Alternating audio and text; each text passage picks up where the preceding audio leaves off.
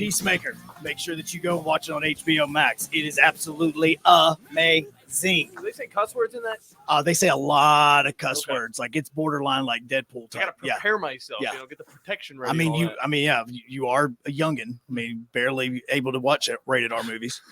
But Screw you! But look, as many guests as we have ever had on the Morning Blitz, even before I got here and I was one of you guys, one of the guests for you guys, we have never had more people ask for us to bring somebody back on the air like we have had today and like what we're about to, because even Bandy's mother is wanting to know when Grace Anello was going to come back on the air with us. It is the wildest thing as she joins us right now from WAAY 31. And Grace, I'll tell you, it was last night at 6:45, no rain where we were at Milton Frank. Yeah. By 7 o'clock and when the game kicked off, torrential downpour. Could have used your help. We could have. So how hard is it for you to track a hurricane and a tropical storm like Helene right now? That's a great question. Well, first of all, thanks for having me back. You guys were 100% a highlight, so I'm really excited to be back. But it kind of varies. So when we're tracking it in the ocean, that's pretty standard, right? We're really good at knowing the track, the intensity, that's usually within a couple miles per hour. Once it makes landfall, that's when the rubber hits the road. At that point, then we realize how it's losing its strength, where it's going based on local terrain. And that's when the real forecasting happens. So in a case like ours, where we had landfall Thursday night, but we were starting to get that rain later Thursday afternoon, it was a little bit of a complicated situation because we're forecasting hour by hour before that storm ever really made land. Right. And so that's why, like, even with us, we looked at, all of our apps and everything, and they said, 10% chance of rain, 20% chance of rain. I was going, there's no chance that 20% is going to be that 120 yards where we're standing. But it was. And so now you have a ton of high school games going on tonight. For us on the Zone Network, we have Madison Academy is heading to Arab to play. And then you also have Pisgah at Randolph. So the whole Tennessee Valley is having to pay attention to this storm. What should they be expecting as they get ready to go out to these games tonight? So, and I talked about this all morning long. So right now, Helene is in the northeastern corner of Georgia. It's going to track north of Nashville and then kind of spin into western Kentucky. Because it's not remaining linear, because it's keeping that kind of arcing form, that's kind of a problem for us. That means that rain is sticking in our area. Give me 1 second, guys. I'm getting a bad echo over here on my end. It's okay. Yeah, see? fine. All right. It's the dog. It's the little dog she has that is imaginary. The dog can't do that. Dogs don't have that power. So anyway, so that rain is going to arc as well. So what we're seeing is rain in our northern counties now. The problem is by the time we get to later this evening, that rain is smack dab in the shoals. So 5 to 7, it's entering into the shoals. Fast forward 7 to 10, when all of these games are happening, widespread rain. The heaviest of the rain is going to be in the shoals, but we all need to bring umbrellas with us. And listen, it's high school football. Bring your towels to wipe off the bleachers. Yeah. The good news is, though, since the last time I was on here, it is just rain. So you can bring your umbrella and be safe, not be holding a lightning rod. We're not talking about thunderstorms. It's just good old-fashioned rain. The wind was so bad last night. Like, we saw umbrellas going inverted. Like, it was crazy at how windy it was. Not a joke. It's not a joke. That really happened. Yeah, no, it was absolutely wild. We have a wind advisory in place right now, and that lasts all the way through tomorrow afternoon. So it's going to be gusty for sure. Okay, well, I want to look towards, of course, the weekend. Of course, we got a lot of college football in the southeastern area. One game that I'm actually supposed to be going to is going to be down in Auburn on the plains, all that good stuff. Is there still going to be a little bit of rain coming in even at that point when we get into the weekend? So it depends on where you are. In Auburn, 83 and sunny. It's going to be a perfect day with relatively low humidity. If you're watching it here in North Alabama, spotty rain. So not enough to make you cancel your outdoor plans. If you have a barbecue, it's not going to be a sunny day, but we're going to have pockets of that rain come. So what I told my family and friends was have a plan B in place. At the moment, stick with plan A, but have a plan B in your back pocket for Saturday afternoon. Okay, now the other game, though, since it's going to be sunshine and beautiful, and see, you have no reason not to go now. I gotta go. Now, what about Tuscaloosa? Like, again, you're starting to get closer to North Alabama where you're talking about this weather. Yeah, so the good news is the Alabama game is later in the day, so that's giving Helene a little more time to get out of our system. Tuscaloosa and Huntsville forecast a little bit different. Tuscaloosa again is going to be dry, sitting in the upper 70s. We're going to have a few little pockets of rain still left in Huntsville. So not quite as much as what we're seeing in the afternoon for the Auburn game, but it's not going to be completely dry. All right, so tomorrow night, 7:00, I'm going to be over at UAH on that Charger Park doing a soccer match. Like, is that going to affect me at all when it comes to those rainstorms and everything you're talking about? Well, I don't know. I mean, do you melt when it starts to rain? Yes, I do. And I'm on top of a metal press box. I may light up a little bit, to be quite honest with you. The lights may not be the only thing glowing. You're going to be fine. It's not storms. It's just rain throughout the weekend, and it's sporadic. I mean, I'm going to be honest with you. I'm going to still hang out outside at several points. You know, you might get a little bit wet, but it's nothing we can't handle. Okay. So then look at Sunday, because the city of Atlanta, we know the Falcons play in a dome. The Braves do not. So we've got 4 games happening potentially over the next 5 days in that city that a lot of people here in the Tennessee Valley are paying attention to, between the Falcons and Saints on Sunday.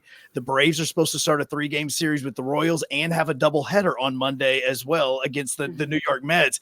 But isn't this like where this hurricane is going to? Like, how is that going to be possible? Yeah. So the big difference is when you look at hurricanes, your eastern half is where you see your severe weather. Your western half is where you're calmer. We're on the western half, so we got the easier edge. Eastern portions of Georgia definitely got the harder side of it. Now, I was raised in Atlanta. I have all of my family and friends are still there. And I have a video on my phone right now of Buckhead, Georgia, underwater, and cars are floating because that's how much water there is. Wow. So it's a situation there. You're going to have to be monitoring that, if nothing else. Just getting to Atlanta is going to be something.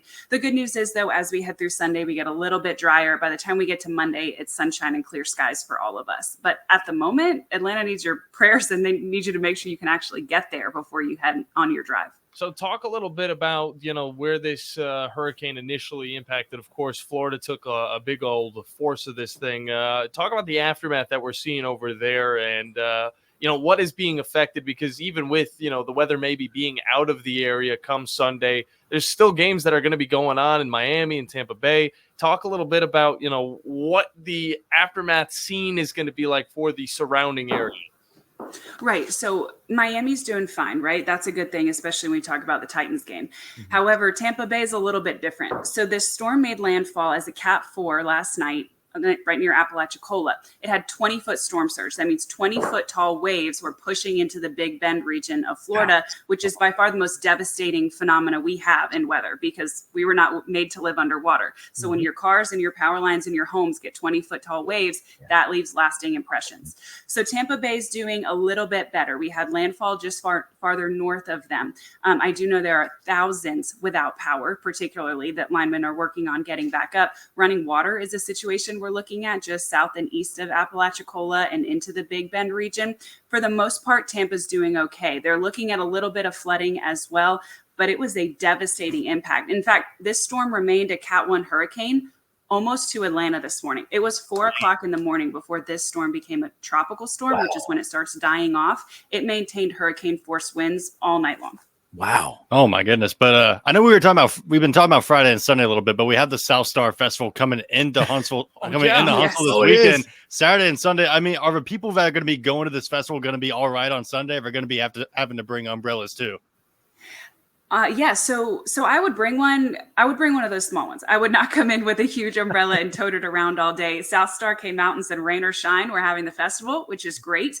If I were going, I would go. I would have one of those little umbrellas with me. I would bring a poncho, but I would still plan on going. You're not going to be completely dry. You're just not, but it's not enough rain, nor is it severe enough or widespread enough to keep me home if I bought those $200 tickets. Yeah, I'm going to be honest with you. I mean, my goodness. You go to some of the Bonnaroo festivals and you're soaked, but it doesn't matter. At the end of the day, you're enjoying the music that you want. Yeah, it's all part of it. Yeah.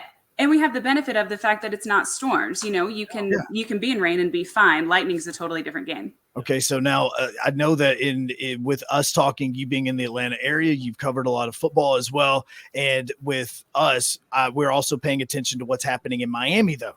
And the fact that Monday night, Titans are in Miami. That is the scene of the crime for where the Titans and the Dolphins had the longest game in NFL history because of thunderstorms and lightning delays and everything. I know that you said that this is just going to be rain. Is Helene going to have any sort of, is there going to be anything behind her that could affect this football game coming up Monday night? Nope. Miami is going to be A-okay. We're talking sunny and dry. All right. Now, before we let you go, we do something every single Friday where we say wacky underdog picks. Oh, okay. And her Mississippi State Bulldogs are heading to Austin to take on the Texas Longhorns and the number one team in the country. Do you have it in you to say the upsets could happen? Here's what I have to say to that. Yes. She has it. It's annoying, but she has it. I brought it just for you guys. She has it. Oh, that is so fantastic. This is your fault. I wrote a note in my planner and said, bring the cowbell for radio on Friday. She brought the cowbell. I didn't think it'd be as loud as it was, but geez, I didn't know what it was. I thought she was like jangling her keys. Is that around. what that was? I thought it was like somebody walking behind you or something. I had no clue what that sound was a few minutes ago. That is a Mississippi State cowbell, tried and true. She's got it. Hey, She's got the cowbell. That means if they win, she gets 37.5 points to her wacky underdog You picks. do. Grace will get 37.5 points, and nobody is going to be touching that. So, Grace, thank you so much. We appreciate it. And obviously, it was not a joke when we came on. We've actually had people go, hey, when you having Grace back on? Hey, when you having Grace back on? Hey, when's Grace coming back on? Like, okay, like I promise you, we're going to get her back on whenever we have this weather like we're having now that people need to know about it. So thank you so much. We appreciate it. We know that your day's been busy. You guys are awesome. Honestly, it's an honor to be here. And you know it. This is always a highlight of my morning. So thank you so much for having me. No, thank you, Grace. And that is Grace Anello. You can follow her on X as well. Make sure that you do so at AnelloWX. It's that way on Instagram, on every social media platform. You can go to her Facebook as well. Look up Grace Anello.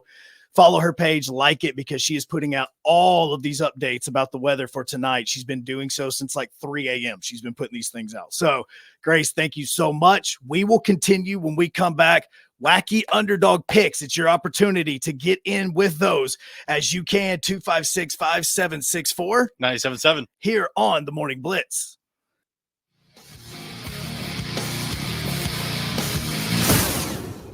The company is Eagle Masonry and Insulation, but did you know they're also Eagle Landscaping and Dirt Work? Eagle can take care of all your landscaping needs, including irrigation, sod work, and planting, both plants and trees.